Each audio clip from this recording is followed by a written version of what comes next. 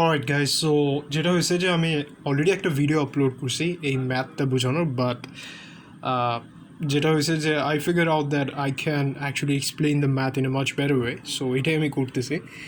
এই কারণে ভিডিওটা আমি আবার বানাইতেছি and I will upload it. Already ওই ভিডিওটা আছে, বাট এই মুহূর্তে প্রাইভেট মোডে আছে। So as soon as I upload this one, ওটা আমি ডিলিট করে দেবো, ঠিক আছে? So let's get started right away. কী বলা আছে আমার প্রবলেম 1, সেখানে বলা হচ্ছে যে সিম্পল ভেপার কম্প্রেশন সাইকেল দেওয়া, সেখানে হচ্ছে R134A রেফ্রিজারেন্ট হিসেবে ইউজ করছে। দুইটা তাপমাত্রা দেওয়া আছে, একটা হচ্ছে কন্ডেন্সারের তাপমাত্রা 35°C, আর একটা হচ্ছে আমার ইভাপোরেটরের তাপমাত্রা -5°C। এটা হচ্ছে 16 টন রেফ্রিজারেশন এফেক্ট প্রডিউস করে। আর হচ্ছে কম্প্রেসারের তাপমাত্রা দেওয়া আছে 45°C, ঠিক আছে? তো আমার কী বের করতে বলছে হচ্ছে কোএফিশিয়েন্ট অফ পারফরমেন্স, যেটা হচ্ছে আমার আউটপুট আর ইনপুটের রেশিও, আর হচ্ছে ম্যাস ফ্লো রেট, ঠিক আছে, যেটা হচ্ছে আমার রেফ্রিজারেন্টের ফ্লো হওয়ার যে রেটটা। তো অবভিয়াসলি ম্যাথ করার আগে আমার কিছু প্রিরিকুইজিট থাকে। সো এটা হচ্ছে আগে আমার জানতে হবে যে কোনটা কিসের তাপমাত্রা। 35° কন্ডেন্সারের, -5° ইভাপোরেটরের, অ্যান্ড 45° হচ্ছে আমার কম্প্রেসরের তাপমাত্রা। তো সেই পার্সপেক্টিভে আমি হচ্ছে আমার কাজে যাব। সো ম্যাথ করার সময় ফার্স্ট কাজ যেটা হবে সেটা হচ্ছে টিএস বা পেজ ডায়াগ্রাম ড্র করা, ঠিক আছে? যদি না বলা থাকে তাও আমার করতে হবে, বলা থাকলে তো ভালোই, বাট যেহেতু এখানে বলা নাই সো আমি তাও আঁকবো, because this is very important to understand the math. So এখানে যেহেতু টেম্পারেচার দেওয়া আছে, সো দ্যাট ইজ ওয়াই আমি আমার টিএস ডায়াগ্রাম আঁকছি। সো টিএস ডায়াগ্রাম একে যেটা দেখাইছি যে অবভিয়াসলি আমি কি জানি যে আমার স্টেজ 3 থেকে 4-এর মাঝখানে হচ্ছে আমার কন্ডেন্সার কাজ করে। সো দ্যাট ইজ ওয়াই 35° হচ্ছে অবভিয়াসলি 3 আর 4-এর মাঝখানে হবে, দেওয়া হবে পোর্শন। অ্যান্ড 1 and 2-এর মাঝখানে হচ্ছে আমার এভাপোরেটরটা কাজ করে। সো দ্যাট ইজ ওয়াই আমার -5° হচ্ছে এভাপোরেটরের তাপমাত্রা। এটা হচ্ছে আমি এখানে বুঝাইছি। আর এটা হচ্ছে স্যাচুরেশন ভেপার কার্ভ বলে এটাকে। এটা হচ্ছে লিকুইড সাইড আর এটা হচ্ছে ভেপার সাইড। এটা এখানে হচ্ছে ক্রিটিক্যাল পয়েন্ট, যেটা হচ্ছে এখানে বুঝে 50% ভেপার, কী বলো ওটাকে, গ্যাস, আর 50% লিকুইড অবস্থায় থাকে। আর মাঝখানে হচ্ছে স্টিম অবস্থায় আছে, বেসিক্যালি স্যাচুরেটেড অবস্থায়। মেনলি যেটা হয় এখানে যে লিকুইডটা আস্তে আস্তে ভেপার হওয়া শুরু করে। ড্রাইনেস ফ্র্যাকশন দ্বারা বোঝা যায় এখানকার অবস্থাটা। এখানে হচ্ছে যত ডান দিকে যায় তত জিনিসটা ভেপার হতে থাকে, তত লিকুইডের পরিমাণটা কমতে থাকে, তত ড্রাইনেস ফ্র্যাকশনটা বাড়তে থাকে। হোয়াট ইজ ড্রাইনেস ফ্র্যাকশন, এটা আমার পরে লাগবে। সো এই কারণে আমি আগে থেকে বলে রাখতেছি, ড্রাইনেস ফ্র্যাকশন হচ্ছে বেসিক্যালি একটা স্টিম কতটুকু, একটা স্টিমের মধ্যে কতটুকু আমার ওয়াটার ভেপার আছে, সেটা হচ্ছে আমার ড্রাইনেস ফ্র্যাকশন বলে। সো এই জিনিসটা হচ্ছে বেসিক্যালি ধরে নিই যদি আমার 20% ড্রাইনেস ফ্র্যাকশন বলে, তার মানে এটা বুঝাইতেছে যে সেটা 20% ড্রাই, বাকি 80% হচ্ছে ওয়াটার ভেপার দ্বারা পরিপূর্ণ। সো তার মানে এটা ড্রাই হচ্ছে মাত্র 20%। বাট যদি 90% ড্রাইনেস ফ্যাক্টর বলে, তার মানে হচ্ছে 10% ওয়াটার ভেপার আছে, আর বাকি 90% হচ্ছে সেটা ড্রাই। আর 100% ড্রাই মানে হচ্ছে এই যে এখান থেকে আসার পরে যে সুপার হিটেড স্টেটটা, ঠিক আছে, এই ভেপার লাইন থেকে বের হওয়ার পরেই 100% হয়ে যায়। তার মানে তখন হচ্ছে আমার ড্রাইনেস ফ্যাক্টর 1, এটা আমার পরে লাগে। সো এই কারণে আমি আগে থেকে বললাম। আচ্ছা, সো আমার এটা আঁকার পরের যে কাজটা হবে হচ্ছে সেটা হচ্ছে এনথালপি বের করা, because coefficient of performance and mass flow rate বের করার জন্য আমার এনথালপির ডিফারেন্সটা লাগে। কীভাবে এটা সেটা লাগে, কোএফিশিয়েন্ট অফ পারফরমেন্সে যেটা হয় যে আমার কোএফিশিয়েন্ট অফ পারফরমেন্স হচ্ছে আউটপুট আর ইনপুটের রেশিও, সেটার জন্য আমার রেফ্রিজারেশন এফেক্ট আর কতটুকু পরিমাণ কাজ হয়েছে সেটা আমার বোঝা লাগে। সো সেগুলো বের করার জন্য আমার এনথালপি ডিফারেন্সটা মাস্ট লাগে, বিকজ আমার বিভিন্ন স্টেজে কত পরিমাণ এনথালপি কাজ করতেছে সেটা ডিফারেন্সই হচ্ছে আমি বাকি জিনিসগুলো বের করতে পারি। সো দ্যাট ইজ ওয়াই আমি আমার এনথালপিগুলো এখন বের করি। সো আমি যেটা দেখতেছি স্যাচুরেশন ভেপার কার্ভে এই সাইডটা লিকুইড, এই সাইডটা ভেপার। সো যেহেতু 0.4টা লিকুইডে, সো আমি হচ্ছে আমার R134A এটার টেম্পারেচার টেবিলটা বের করব স্যাচুরেটেড রেফ্রিজারেন্টের। সেখান থেকে আমি লিকুইড আর ভেপারের জন্য 35° আর -5° এনথ্যালপিগুলো বের করবো। সো প্রথমে হচ্ছে আমি ডাইরেক্টলি দেখতে পারতেছি হচ্ছে আমার যেটা কানেক্টেড ফ্লুইড আর গ্যাস, সেটার জন্য 0.4 আর 0.2 এর জন্য আমি আমার এনথ্যালপিগুলো বের করতে পারবো ভেরি ইজিলি। সো সেটাই আমি করি এখানে, যে আমার 0.4টা যেহেতু লিকুইড লাইনে আছে, সো আমি 35°র জন্য এখানে 36 আর 38-এর মাঝখানে 35°র জন্য লিকুইড লাইনে এনথালপি যেটা হবে, ঠিক আছে? সো এটা হচ্ছে সামথিং বিটুইন 100.25 আর 103.21, ঠিক আছে? একটু ইন্টারপোলেশন করে বের করছি। সো ইন্টারপোলেশন করে বের করলে একটা ভ্যালু আসে সেটার, আচ্ছা সরি 34 আর 36-এর মাঝখানে। সো 34 আর 36-এর মাঝখানে ইন্টারপোলেশন করে আমি 35-এর জন্য স্যাচুরেটেড লিকুইডের জন্য এনথালপিটা বের করছি, due to the fact that আমার 0.4 হচ্ছে লিকুইড লাইনে আসে।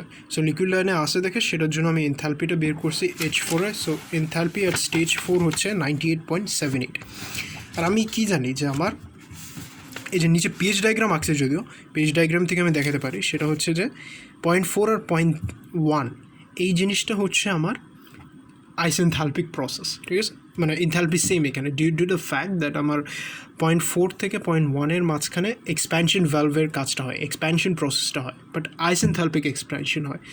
সো এই কারণে আমার এনথালপির পরিমাণটা সেম থাকে। সো দ্যাট ইজ ওয়াই এখানে যেটা এনথালপি হবে এখানে সেটা এনথালপি হবে, সেটাই আমি এখানে লিখছি। H4-এর যেটা ভ্যালু আসে সেটা H1-এর ভ্যালু হবে। সিমিলারলি আমি স্টেজ 2-এর জন্য এনথালপিটা বের করি। স্টেজ 2টা হচ্ছে ভেপার স্টেজে আসে, আর এখানে 0 ডিগ্রি তাপমাত্রা আছে। সো 0 ডিগ্রির জন্য গ্যাসে হবে হচ্ছে আমার 247.23, এটা হচ্ছে enthalpy. 0 degree, oh sorry -5 degree, not 0 degree. ইভাপোরেটরের টেম্পারেচার হচ্ছে -5 ডিগ্রি। সো -5 ডিগ্রি হচ্ছে -8 আর -4-এর মাঝখানে হবে। সেটার জন্য আমি একটু ইন্টারপোলেট করে আমার এনথালপির পরিমাণটা বের করছি হচ্ছে 244.31 কিলোজুল পার কেজি। সো আমার হচ্ছে 3টার ভ্যালুর জন্য অলরেডি আমি এনথালপি বের করে ফেলছি, অনেকটুকু কাজ হয়ে গেছে। বাট একটার এনথালপি আমার বের করতে হবে, সেটা বের করলে আমার কাজটা অনেকটা কমপ্লিট হয়ে যাবে। সো সেটা আমি কীভাবে করতে পারি, সেটা করার জন্য আমার যেটা করতে হবে, কয়েকটা জিনিস খেয়াল রাখতে হবে। একটা ভ্যালু দেওয়া আছে আমাদের, যে কম্প্রেসারের টেম্পারেচার তো দেওয়া আছে 45 ডিগ্রি সেলসিয়াস, ঠিক আছে? সো একটা জিনিস এখানে সবাই খেয়াল করি আমরা, যে স্টেজ 4 আর স্টেজ 3 এদের টেম্পারেচার কিন্তু সেম না, অবভিয়াসলি দেখা যেতেছে। এখানে হচ্ছে টেম্পারেচার 35 ডিগ্রি, আর যেহেতু আমার 2 থেকে 3 এটার মাঝখানে কী হয়, ভেপার কম্প্রেশন সাইকেল থেকে আমরা শিখতে পারছি যে স্টেজ 2 আর 3 এটার মাঝখানে হয় হচ্ছে কম্প্রেশন প্রসেসটা। তার মানে কম্প্রেসারের টেম্পারেচারটা হবে হচ্ছে 0.3-এর যে টেম্পারেচার সেটা, তাই না? সো কম্প্রেসারের টেম্পারেচার হচ্ছে 45 ডিগ্রি, তার মানে 3-এর টেম্পারেচার হচ্ছে 45 ডিগ্রি অ্যাজ ওয়েল। সো আমার টেম্পারেচারটা দেওয়া আছে। সো এখন যেটা করতে হবে, আমার একটা টেম্পারেচার দেওয়া আছে, আর সেটার জন্য আমার স্যাচুরেটেড প্রেশারটা বের করতে হবে। সো 45 ডিগ্রির জন্য আমার স্যাচুরেটেড ভেপার প্রেশার হবে হচ্ছে, আমি একটু ইন্টারপোলেট করে বের করতে পারবো, সেটা হবে হচ্ছে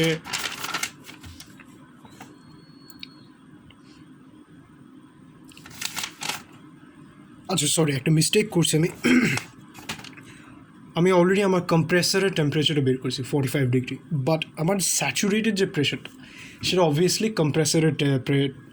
কম্প্রেসারের প্রেশারটা হবে না, কম্প্রেসারের টেম্পারেচারের প্রেশারটা হবে না।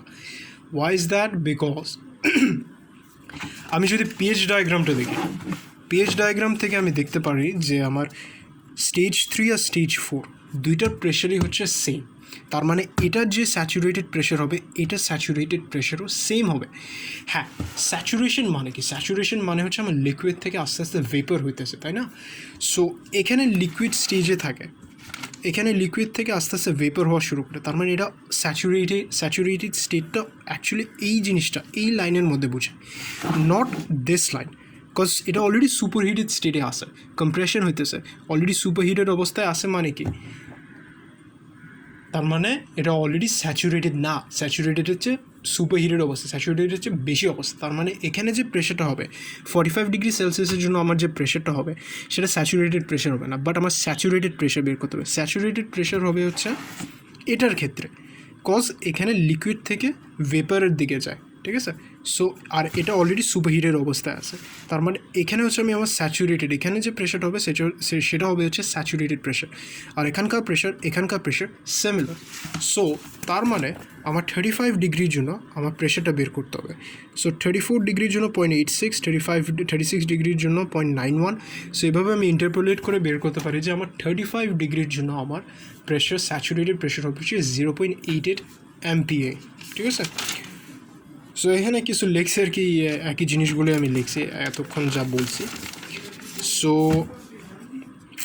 হ্যাঁ, 45 ডিগ্রি তাপমাত্রা আর 0.88 অ্যাম্পিয়ার মেগাপ্যাসকেলের স্যাচুরেশন প্রেশারের জন্য আমার 0.3 এর এনথালপিটা বের করতে হবে। সেটা আমি কীভাবে বের করতে পারি? সিম্পল, সুপারহিটেড স্টেট অবস্থায় যাব, যেহেতু 0.3টা হচ্ছে আমার সুপারহিটেড অবস্থায় আছে। সো হ্যাঁ, 0.8 আর 0.9 আর এদিকে 40 আর 50 ডিগ্রি আছে। সো 45 ডিগ্রি প্রথমে হচ্ছে আমার 45 ডিগ্রি, মানে ইন্টারপোলেট যেভাবে করে আর কি। সো প্রথমে 0.8 আর 0.9-এর জন্য আমার 45 ডিগ্রিতে এনথালপির পরিমাণটা বের করতে হবে, পরে সেটা 0.88-এর সাথে ফার্দার ইন্টারপোলেট করে আমার ভ্যালু আসে হচ্ছে 277.24। বেসিক্যালি ইন্টারপোলেট কীভাবে করতে হয় আই ডোন্ট থিঙ্ক এটা এই স্টেজে কাউরে আমার শেখাতে হবে। আই এম অ্যাসিউমিং দ্যাট সবাই পারে ইন্টারপোলেট কেমনে করতে হয়। সো ইন্টারপোলেট করে আমি পাই হচ্ছে H3 277.24 কিলোজুল পার কেজি। সো আমার রেফ্রিজারেশন এফেক্ট বলতে আমি কী বুঝি? রেফ্রিজারেশন এফেক্ট হচ্ছে আমার অ্যাবজর্ব করার ক্ষমতাটা বোঝায়, তাই না? বেসিক্যালি আমার আউটপুট যেটা, সো সেটা হচ্ছে অবভিয়াসলি এভাপোরেটর যেখানে আসে সেটাই বোঝায়। তার মানে H2 - H1, যেহেতু আমার এভাপোরেটর স্টেজ 1 আর স্টেজ 2 এর মাঝখানে আসে, তার মানে m.H2 - H1। হ্যাঁ, আরেকটা জিনিস, আমার রেফ্রিজারেশন এফেক্টটা দেওয়া আছে হচ্ছে টনে। সেটাকে আমার 3.517 দ্বারা গুণ করে আগে কিলোওয়াটে কনভার্ট করতে হবে। আর হচ্ছে আমার এগুলো ভ্যালু যেহেতু আমি অলরেডি বের করছি, সেটা হিসাব করে জাস্ট অ্যারিথমেটিক করে আমি আমার ম্যাস ফ্লো রেটটা বের করতে পারবো। একটা প্রবলেম ডান। তারপর হচ্ছে কোএফিশিয়েন্ট অফ পারফরমেন্স, আমরা জানি output divided by input. Output আমার দেওয়া আছে এখানে, যেটা হচ্ছে রেফ্রিজারেশন এফেক্ট। আর আমার ইনপুট কি? ইনপুট হচ্ছে কম্প্রেসরের যে ওয়ার্কটা হয়, কম্প্রেসর যে কাজটা দেয়, যেটার কারণে আমার রেফ্রিজারেটরটা কম্প্রেস হয়, সেটাকে হচ্ছে আমার ইনপুট ওয়ার্ক বলি। আর কম্প্রেসরের যে প্রসেসটা সেটা হচ্ছে স্টেজ 2 আর 3 এর মাঝখানে। ফর দ্যাট রিজন আমার হচ্ছে এনথালপি ডিফারেন্সটা বের করতে হবে স্টেজ 2 আর স্টেজ 3 এর মধ্যে, যাতে আমি কম্প্রেসরে কী পরিমাণ কাজটা হচ্ছে সেটা আমি বের করতে পারি। তো সেটাই আমি করি, m.H3 - H2 এটা বের করে হিসাব করে আমার কোএফিশিয়েন্ট অফ পারফরমেন্সটা আমি বের করতে পারি 4.42। So that's it. এটা হচ্ছে ফার্স্ট ম্যাথ। সেকেন্ড ম্যাথ আমার বলতেছে হচ্ছে রেফ্রিজারেটরে হচ্ছে আমার R134A রেফ্রিজারেন্ট হিসেবে ইউজ করা হয়েছে। আর সাইকেল কম্প্রেশন রেফ্রিজারেশন সাইকেল দেওয়া আছে হচ্ছে 0.12 and 0.7 মেগাপ্যাসকেলে। আর হচ্ছে আমার ম্যাস ফ্লো রেট দেওয়া আছে, m.H দেওয়া আছে 0.06 kg/s। তো আমার হচ্ছে TS ডায়াগ্রাম বের করতে হবে, আর আরও অনেক কিছু বের করতে হবে। সেটা হচ্ছে rate of heat removal from the refrigerated space and power input to the compressor, rate of heat rejection to the environment and coefficient of performance. ঠিক আছে, এই কয়েকটা জিনিস আমার বের করতে হবে। So rate of heat removal from the refrigerated space হচ্ছে বেসিক্যালি আমার রেফ্রিজারেশন এফেক্টটা, আর power input to the compressor ওয়ার্কটা। আর rate of heat rejection to the environment সেটা হচ্ছে আমার কন্ডেন্সারে যে পরিমাণ কাজটা হইতেছে, আর কোএফিশিয়েন্ট অফ পারফরমেন্স রেশিওটা। So obviously first step TS diagram আঁকা, যেহেতু আমার এখানে TS ডায়াগ্রাম স্পেসিফিক্যালি মেনশন করছে আঁকতে হবে। সো ওটা আমি করছি। উপরের দিকে অবভিয়াসলি যেটা বেশি প্রেশার সেটা কন্ডেন্সারের প্রেশার 0.7 MPa, আর যেটা কম প্রেশার সেটা হচ্ছে আমার ইভাপোরেটরের প্রেশার 0.12 MPa। সো পরে আমি এনথালপি ডিরাইভ করি লিকুইডের জন্য আর ভেপারের জন্য। সো আমার 0.7 MPa-তে যেটা হবে 0.7 MPa-এর ক্ষেত্রে আমার লিকুইডের ক্ষেত্রে এনথালপি হবে হচ্ছে 86.78, আর 0.12-র জন্য আমার ভেপারের ক্ষেত্রে এনথালপি হবে হচ্ছে 233.86। ঠিক আছে, আর আমার যেহেতু স্টেজ 1 আর স্টেজ 4 আর স্টেজ 1-এর enthalpy same, so H4 = H1। But এখন হচ্ছে একটু টাফ কাজটা, সেটা হচ্ছে আমার H3-র পরিমাণটা বের করতে হবে, সেখানে এনথালপি কত সেটা বের করতে হবে। আচ্ছা, অনেকে হয়তো বা খেয়াল করছে যে এখানে কোনো কম্প্রেসরের তাপমাত্রা দেওয়া নেই। So how are we suppose to do that নাও? এটার সলিউশন হচ্ছে যে আমার একটা জিনিস খেয়াল করতে হবে, TS ডায়াগ্রামের যে স্টেজ 2 আর স্টেজ 3-এর এনট্রপিটা সেম। তার মানে এটা যেটা এনট্রপি হবে এটার এনট্রপিও সেম হবে। সেভাবে আমরা হচ্ছে সুপারহিটেড স্টেজে এনথালপি 0.3-এর এনথালপিটা আমরা বের করতে পারবো, সেটাই আমরা করি। সো এনট্রপি 0.2-তে এনট্রপি আমরা বের করি, 0.12-এর জন্য এনট্রপি হচ্ছে আমার লিকুইড ভেপারের ক্ষেত্রে হচ্ছে 0.9354। আর এভাবে করে আমি S3-টা যে S2-টা বের করছি, আর S2 যেটা হবে সেটা S3-র হবে।